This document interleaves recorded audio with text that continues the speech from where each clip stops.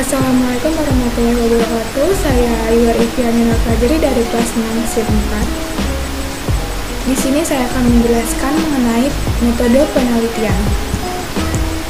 Pengertiannya yaitu cara ilmiah untuk mendapatkan data dengan tujuan dan kegunaan tertentu. Cara ilmiah tersendiri merupakan kegiatan penelitian itu didasarkan pada ciri-ciri keilmuan. Ciri-ciri tersebut yaitu rasional, empiris, dan sistematis. Yang pertama ada rasional, yaitu penelitian yang dilakukan dengan masuk akal sehingga dapat dijangkau dengan penalaran manusia. Yang kedua ada empiris, yaitu cara yang digunakan dapat diamati oleh panca indera sehingga orang lain dapat mengetahui cara yang digunakan tersebut. Yang ketiga ada sistematis, yaitu proses yang digunakan dalam penelitian menggunakan langkah-langkah tertentu yang bersifat logis. Selanjutnya adalah tujuan penelitian. Step pertama yaitu penemuan.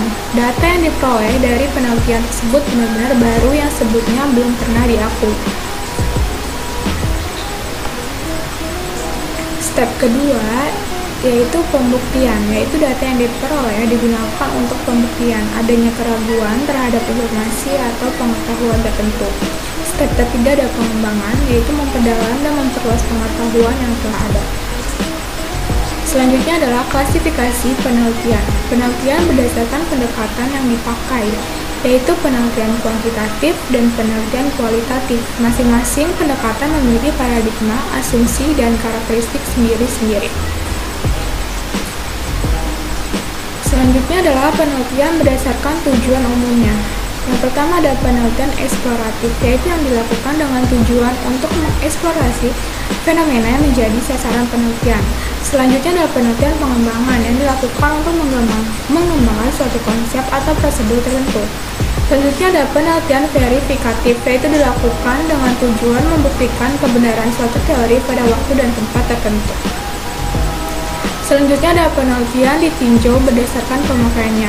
Penelitian murni atau juga biasa disebut dengan pure research atau basic research yang dilakukan dengan tujuan untuk mengembangkan teori kegunaan ilmiah yang langsung dipraktekkan dan tidak memperhatikan.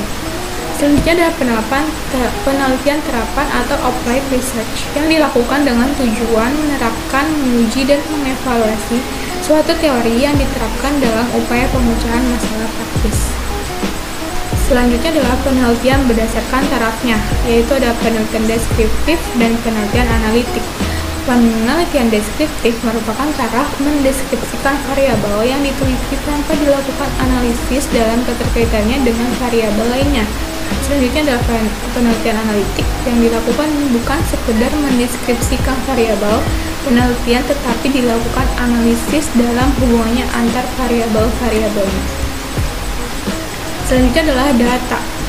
Pengertiannya yaitu kumpulan informasi yang diperoleh dari pengamatan atau pengumpulan suatu variabel yang berupa angka, kata, dan juga simbol. Selanjutnya adalah fungsi data untuk membuat keputusan, perincian, dan juga evaluasi. Jenis-jenis data yaitu ada data kualitatif dan juga data kuantitatif.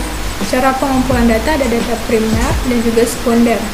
Skala pengukurannya adalah data nominal, data ordinal atau order, dan juga data interval. Sumber data ada wawancara atau angket, ada populasi, sampel, dan juga observasi.